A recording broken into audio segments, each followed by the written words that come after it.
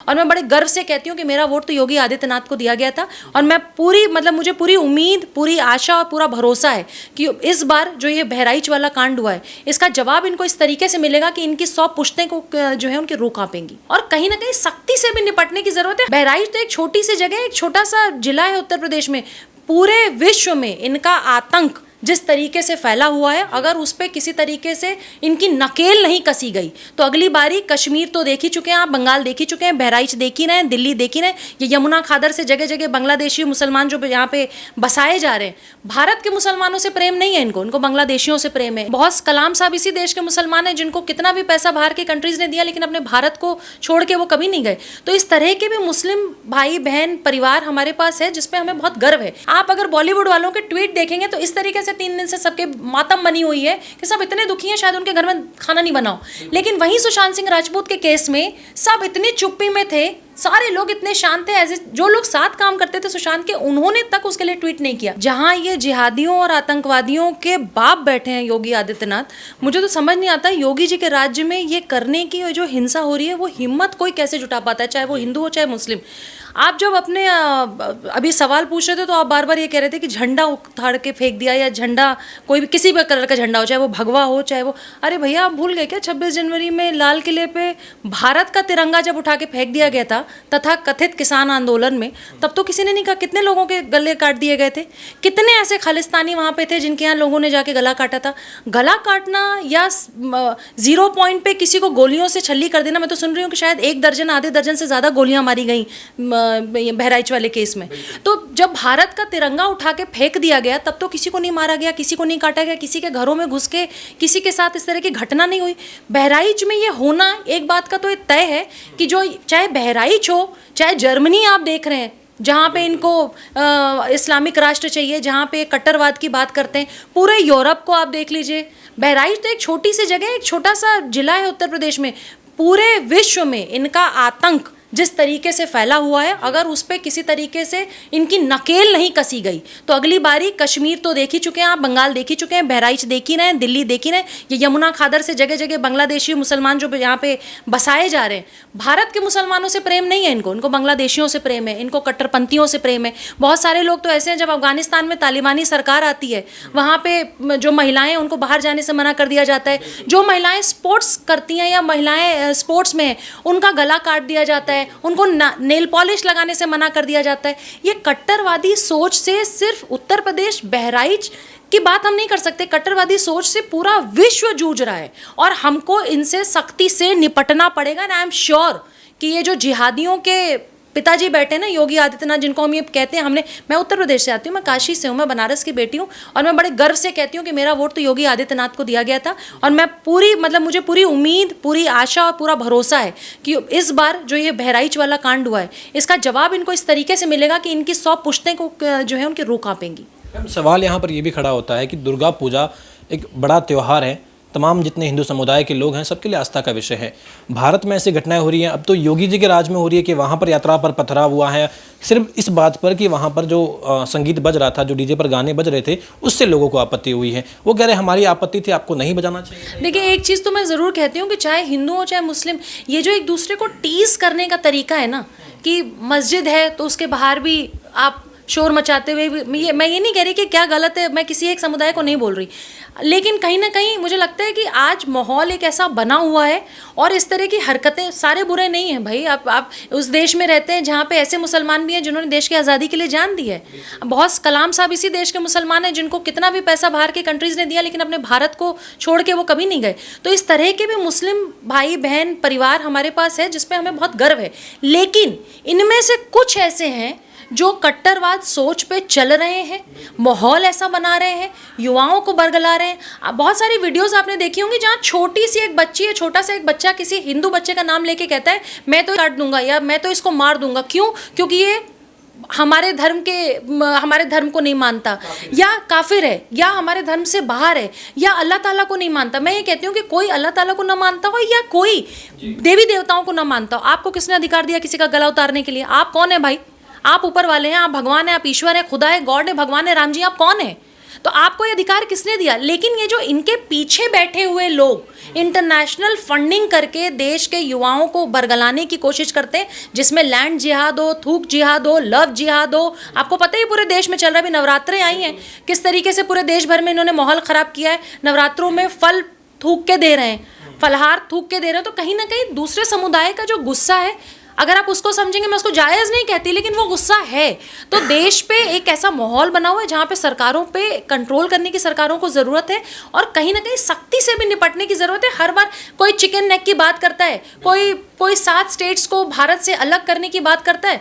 UAPA लगा के भारत सरकार ने जब उसको जेल में भेजा हुआ है, तो बहुत सारे बड़े बड़े पत्रकार, बहुत सारे बड़े बड़े बॉलीवुड के लोग, बहुत सारे ऐसे लोग जो सुशांत सिंह राजपूत के केस में चुप रहते हैं, बहुत सारे लोग जिया खान के केस में चुप रहते हैं, बहुत सारे लोग उदयपुर के केस में, कन्हैया लाल के केस में चुप रहते हैं, अमरावती के केस में चुप रहते हैं। कन्हैया लाल का जब गला उतारा गया तो कोई आके ये नहीं कहता कि जिस समुदाय ने ये बात की है, या हम उनके पूरा गांव उनको बहिष्कार करने की बात नहीं करता। उनके खिलाफ कोई फतवा जारी नहीं होता। फतवा किसके खिलाफ जारी होता है? नुपुर शर्मा के खिलाफ। फतवा किसके खिलाफ जारी होता है? प्रधानमंत्री को धमकी देने की बातें होंगी, अमित शाह जी को धमकी देने की बात करेंगे। अरे भाई, मतलब इनके अंदर जो हिम्मत आती है, वो हिम्मत कहाँ से आती है? ये सबसे बड़ी बात है। तो हिम्मत तो ये जो इंटरनेशनल इनके जो आका और गुरु बैठे हैं पूरे विश्व भर में, जहाँ से पैसे आते हैं और इनके मन को बढ़ाया जाता है, और छोटे बच्चों को, कम उम्र के बच्चों को टारगेट करके ये जो कट्टरवादी सोच के लोग पीछे बैठे हुए हैं, वो पूरा जो गेम है वो उन्हीं का गेम है। तो आप कह रहे हैं कि ये संविधान नहीं, शरिया के हिसाब से चल रहे हैं, ये अब ज़्यादा बढ़ रहा है। देखिए, आप ये मैं तो नहीं कहती, अगर आप वीडियो यूरोप की देख लेंगे, लंदन की देख लेंगे, आप जर्मनी की देख लेंगे, फ्रांस की देख लेंगे, पेरिस की देख लेंगे। अब मैं तो भारत की बात ही नहीं कर रही हूँ। ये प्रॉब्लम भारत में थोड़ी ना है, ये प्रॉब्लम तो पूरे विश्व भर में है।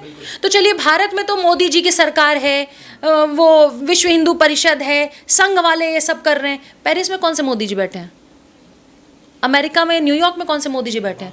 वहाँ कौन सा संघ? बांग्लादेश में जो हुआ है वो क्या हुआ है? अफगानिस्तान में जो हुआ है, आपको पता होगा इस समय पाकिस्तान के ऊपर बहुत प्रेशर है, क्योंकि पाकिस्तान के ऊपर भी तालिबानियों का ये प्रेशर है कि अब हम इसको भी इस्लामिक राष्ट्र डिक्लेयर कर दें। तो वो पाकिस्तान जो कल तक भारत की जड़ खोदता था, आज खुद उसकी इस्लामिक राष्ट्र बनने के लिए, और तालिबान की सरकार और इस तरह के कट्टरवादी सोचों ने उनकी खुद की एक कब्र खोदने के लिए पाकिस्तान की तैयार है। तो मैं ये बात कहती हूँ कि अगर आप भारत के ऊपर बम डालने की कोशिश करेंगे, आप अपने ये चपड़गंजुओं को देश में भेजने की कोशिश करेंगे, उनके थ्रू देश में जगह जगह बाटला हाउस और जगह जगह आप इस तरह की हरकतें करेंगे जहाँ पे कोई बम फोड़े, जहाँ छोटी बच्ची को कोई बरगलाए, जहाँ पे लव जिहाद चलाइए, जहाँ पे इंटरनेशनल फंडिंग आई है, हिंदू बच्चियों को आप कैसे फंसाते हैं, आपका नाम कुछ है, नाम राम है, राम रहीम है, बता राम रहे। कोई ऐसा जिला नहीं है जहाँ नहीं हो रहा है। आखिर कुछ तो कारण है कि पूरे विश्व में, पूरे भारत में, पूरे जिले में, पूरे स्टेट्स में लोग परेशान हैं। दूसरे विदेशों से इनको मार के अगर भगाया जा रहा है इस तरह की कट्टर सोच के कारण, तो क्या हमें अपने अंदर सुधार करने की ज़रूरत नहीं है? क्या इनके बड़े जो अपने आप को धर्म के ठेकेदार बनते हैं, उनको बैठ के सोचने की ज़रूरत नहीं कि आपका हम क्या कर रहे हैं, आपका धर्म बदनाम क्यों हो रहा है? एक कलाम साहब है, देखिए कलाम साहब की पूजा होगी, कसाब की पूजा नहीं होगी। कलाम साहब की पूजा हर आदमी करता है। मैं हिंदू हूँ, मैं पंडित हूँ, मैं ब्राह्मण हूँ, और मैं हिंदू हूँ, मैं भारतीय हूँ, मैं पूजा करती हूँ। मैं कलाम साहब के लिए अच्छा सोचती हूँ। मैं अखलाक के लिए और इस तरह के लोगों के लिए जो पूरे देश भर में दंगा करते हैं, मैं उनके लिए अच्छा नहीं सोच सकती कभी भी। कि हर घर से नसरुल्लाह निकले, हर घर से हिजबुल्लाह निकले, जो कश्मीर में हाल ही में देखा गया। कहीं पर भी हर घर से एपीजे अब्दुल कलाम निकले जैसे नारे नहीं लगते हैं, लेकिन नसरुल्लाह तो तमाम जो आतंकवादी हैं उनका समर्थन किया जाता है। तो आपको लग रहा है कि अभी ट्रेंड चल गया है भारत में, अभी आम बात हो गई है, जम्मू कश्मीर हो चाहे पश्चिम बंगाल हो, अभी ये धीरे धीरे बढ़ रहा है। देखिए, कलाम साहब तो हमारे बीच नहीं है, लेकिन आज भी वो सबके प्यारे हैं। लेकिन केरल के गवर्नर मोहम्मद आरिफ साहब, उनकी अगर आधे घंटे की कोई बात या कोई इंटरव्यू या कुछ उनका बोला हुआ सुन लेंगे, तो आपको लगेगा यार कितने महान व्यक्ति हैं। क्यों नहीं ऐसा होता है कि मोहम्मद आरिफ साहब को लोग फॉलो करें? क्यों नहीं है जो बड़े बड़े लोग टीवी पे बैठ के इतनी बकवास करते हैं, ये मुस्लिम स्कॉलर लिखा रहता है इनके नाम के आगे, जबकि ये स्कॉलर नहीं है। ये बिल्कुल मतलब ये वो लोग हैं जो अपना ईमान, अपना धर्म, पैसों के लिए सब बेच सकते हैं। इनका एजेंडा सिर्फ ये है, ये गजवाए हिंद का जो एजेंडा है, ये जो टीवी पे धमकियां देते हैं या सर तन से जुदा करने की जो बातें करते हैं, मैं ये कह रही हूँ इनको क्यों नहीं कहा जाता कि मोहम्मद आरिफ साहब को हम फॉलो करें? हम देश के उन मुसलमानों को क्यों नहीं फॉलो करें जो आर्मी में, सीआरपीएफ में, बीएसएफ में जाके देश की सरहद पे भारत माता के बॉर्डर को सुरक्षित करने का काम कर रहे हैं? हम उनको फॉलो करने की बात, देखिए क्या है ना, इसमें सबसे बड़ा हाथ हमारे पॉलिटिशियंस का है। बहराइच में एक घटना हुई, लेकिन सपा के जो सुप्रीमो हैं वो क्या कहते हैं, ये आप सोचिए। बंगाल में बैठी हुई दीदी अगर कोई हादसा उत्तर प्रदेश में होता है तो छाती पीटते हुए वहाँ पहुँच जाते हैं सारे लोग। ये कभी ये नहीं देखते कि अगर कहीं से भी मान लीजिए जुलूस निकल रहा है, कहीं से भी भीड़ निकल रही है, किसी का भी त्यौहार हो, हिंदुओं का त्यौहार हो, मुस्लिमों का त्यौहार है, आप कुछ भी करने पे, किसी ने झंडा गिरा दिया, किसी ने आपको पलट के कुछ कह दिया, कोई आपकी बाउंड्री में घुस गया, लेकिन हज़ारों लोगों की भीड़, 100-200 लोगों की भीड़ क्या किसी व्यक्ति को अपने घर में घसीटते हुए या मस्जिद में घसीटते हुए ले जाके उसके आप 0 पॉइंट से उसको 1 दर्जन आधे दर्जन गोलियों से छलनी कर देंगे। और मुझे समझ नहीं आता इसके बावजूद लोग किसी को गरीब मास्टर का बेटा बोल देते हैं कश्मीर में, किसी को कुछ बोल देते हैं, जिनके ऊपर मैं मतलब मुझे किसी हिंसा का मैं किसी तरह से मैं विरोधी करती हूँ, मैं समर्थन नहीं करती, लेकिन क्या महाराष्ट्र में रतन टाटा जी, जो स्वर्गीय रतन टाटा, स्वर्गीय भी कहने की मेरी इच्छा अंदर से नहीं हो रही क्योंकि हम लोग ये एक्सेप्ट नहीं कर पाते कि रतन टाटा जी हमारे बीच में नहीं है, लेकिन इतना महान आदमी, भारत के रत्न रतन टाटा जी, जिनको जीते जी कभी भारत रत्न नहीं मिला, एक से एक ऐसे लोगों को जो लायक नहीं थे उनको भारत रत्न मिला है, लेकिन उनके जीते जी जो अपने पूरी ऑर्गेनाइजेशन के 60% से ज़्यादा की चैरिटी करते थे, उनको अगर राजकीय सम्मान मिला, तो मैं अभी बहुत सारे ऐसे लोगों को भी देख रही हूँ जिन्होंने रतन टाटा जितना काम नहीं किया, लेकिन उनको भी राजकीय सम्मान मिल रहा है। उनके मौत पे देखिए, किसी के घर में भी हादसा होना, कोई अपना कोई खोले, कोई पिता के रूप में किसी को खो दे, कोई भाई के रूप में, पति के रूप में खो दे, ये सब दुखद है। लेकिन मुझे तो नहीं लगता कि, मैंने 2 दिन पहले इसलिए ट्विटर पे लिखा, मुझे नहीं लगता कि भारत में कोई भी पॉलिटिशियन रतन टाटा की हैसियत के आसपास, हैसियत मतलब पैसा नहीं है, वो जिस तरह के व्यक्तित्व थे, जिस तरह के व्यक्ति थे, जो उन्होंने चरित्र निर्माण उनके जो उन्होंने किया, उनको देखते हुए हज़ारों लोग आज रतन टाटा के जाने के बाद दुखी हैं। तो क्या रतन जी के का जो उनका ऑरा था या जो उनका कद था, क्या वही कद महाराष्ट्र में और किसी का है जिसको राजकीय सम्मान दिया जा रहा है? क्यों? वो भी वो व्यक्ति जिसके ऊपर 400 से ऊपर का मतलब ईडी की जांच चल रही है, मकोका लगा था एक टाइम पे, मतलब बड़े बड़े संगीन जुल्म जिसके ऊपर मतलब साबित हुए हैं या जिनके ऊपर केस चल रहे हैं। वो तो अलग बात है कि जो जितना बड़ा चोरी बेईमानी करता है उसको हमारे एमएलए भी बना दिया जाता है, सांसद भी बना दिया जाता है, मिनिस्टर भी बना दिया। आज भी हमारे संसद में पता नहीं कितने प्रतिशत ऐसे लोग हैं जो चोरी बेईमानी करके वहाँ बैठे हैं। पूरा बॉलीवुड रोता है उनके लिए, पूरा बॉलीवुड उनके समर्थन में खड़ा होता है। आप अगर बॉलीवुड वालों के ट्वीट देखेंगे तो इस तरीके से 3 दिन से सबके मातम बनी हुई है कि सब इतने दुखी हैं, शायद उनके घर में खाना नहीं बनाओ। लेकिन वहीं सुशांत सिंह राजपूत के केस में सब इतनी चुप्पी में थे, सारे लोग इतने शांत थे, एज जो लोग साथ काम करते थे सुशांत के, उन्होंने तक उसके लिए ट्वीट नहीं किया। तो प्रॉब्लम ये कट्टरवाद सोच है, लेकिन उससे ज़्यादा खराब गिरे हुए घटिया वो लोग हैं जो इस देश में बैठ के इनके ऊपर अपनी रोटियां सेकते हैं और उनके ऊपर अपनी राजनीति करते हैं। और उससे ज़्यादा खराब ये बहरूपीय बॉलीवुड वाले लोग हैं जो हमारे देश के युवाओं और बच्चों को बर्बाद कर रहे हैं। यूपी के बहराइच में जिस प्रकार की घटना हुई है, इसमें हमने देखा कि आपने जिक्र किया कि उसके तो कहीं ना कहीं मुझे ये भी लगता है कि कुछ लोग जानबूझ के माहौल ख़राब भी करते हैं, क्योंकि आपको पता है जब किसान आंदोलन चल रहा था तो किस तरीके से उत्तर प्रदेश को घेरने की बातें वो टिकैत साहब किया करते थे, जबकि अपने खुद के जिले से अगर चुनाव लड़ लें और अपनी खुद के संसदीय सीट से चुनाव तो जमानत जब्त हो जाएगी, ये भी कंफर्म है।